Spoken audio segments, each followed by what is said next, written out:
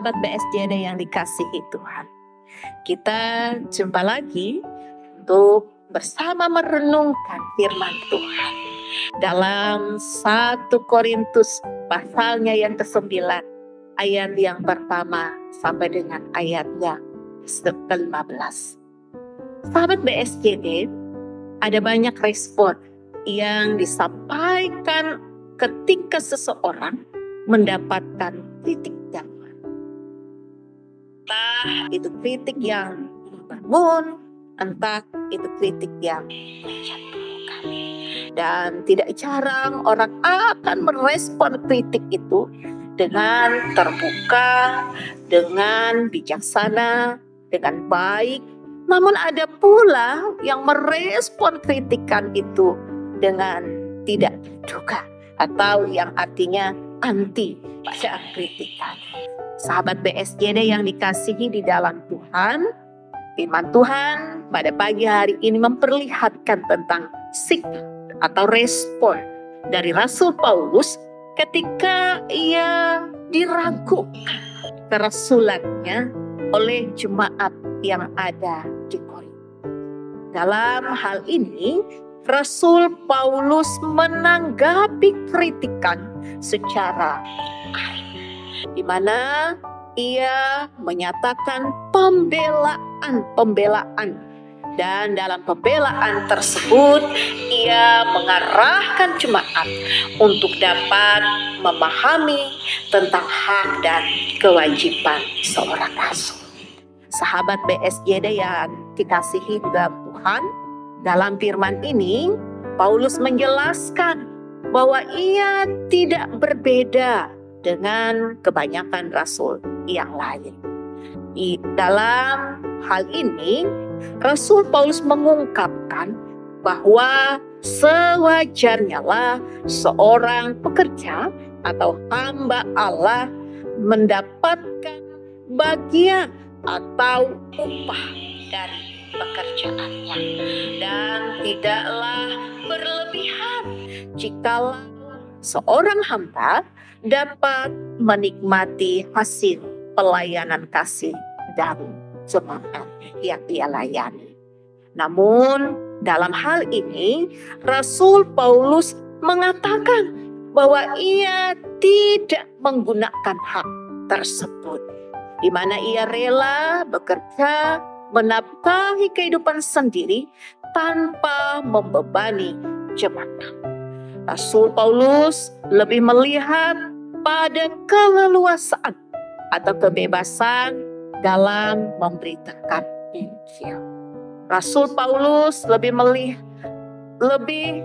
mengingatkan supaya jangan karena masalah hak kita melupakan kewajiban. Sosok pelayan atau hamba yang sejati menurut Rasul Paulus adalah orang yang mendahulukan kewajiban, tugas dan pelayanan daripada hak-haknya. Bapak Ibu, sahabat BSJD, Paulus tidak ingin karena masalah hak itu menjadi suatu rintangan bagi pekerjaan atau pekabaran Injil Kristus. Upah dari pekerjaan pelayanan bukanlah tujuan dari pekerjaan pelayan itu sendiri. Hal ini mengkritisi dan mengingatkan para hamba atau pelayan-pelayan Tuhan yang melayani, di mana motivasi yang ada dalam diri seorang pelayan adalah demi untuk mendapatkan upah. Atau secara sederhananya, pelayanan itu dijadikan sebagai mata pencaharian untuk memenuhi kebutuhan hidup sehari-hari. Namun bagi Rasul Paulus, ia mengingatkan bahwa melayani Allah tidaklah demi upah belaka, tetapi demi membawa dan menghantarkan jemaat untuk dapat menikmati keselamatan yang dari Allah.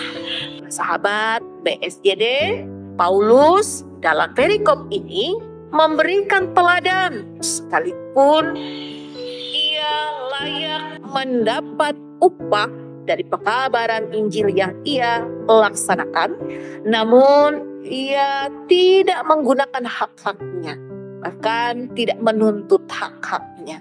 Kabaran Injil bagi Rasul Paulus harus dilihat sebagai tugas yang dimandatkan oleh Kristus sendiri bagi kita.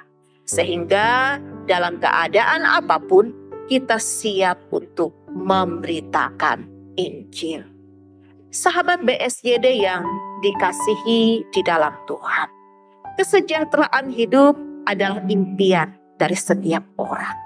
Namun bukan menjadi tujuan dari pekabaran Injil.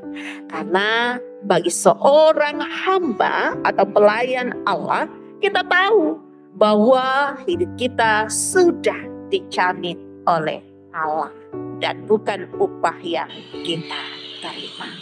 Melayani Tuhan merupakan panggilan khusus bagi setiap orang.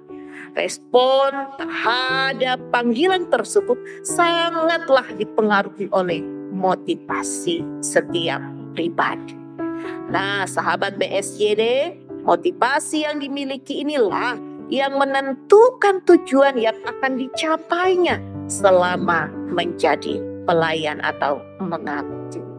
Nah, tidak dapat dipungkiri di zaman yang serba menuntut ini, ada banyak orang yang memiliki gaya hidup tidak mau susah, tidak mau ketinggalan zaman, dan lain sebagainya.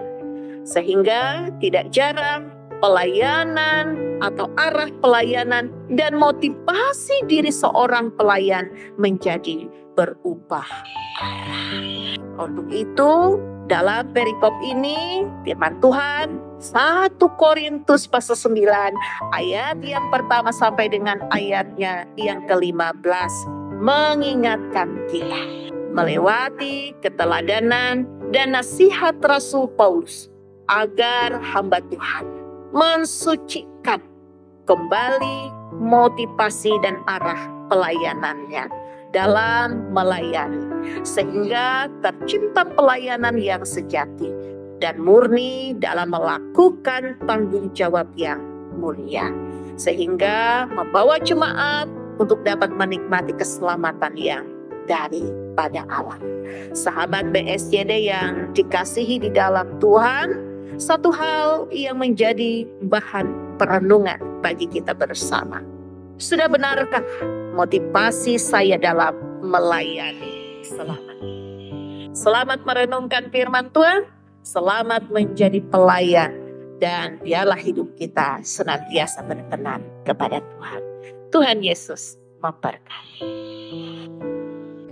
Mari kita berdoa. Kami berterima kasih kepadamu ya Tuhan, Sang Raja Damai bagi kehidupan kami. Kiranya firman-Mu dapat menjadi rema bagi kehidupan kami. Berkatilah segala aktivitas kami sepanjang hari ini Tuhan. Kuatkan dan teguhkanlah kami selalu dalam iman kami kepada Engkau. Di dalam nama Tuhan Yesus kami berdoa. Amin.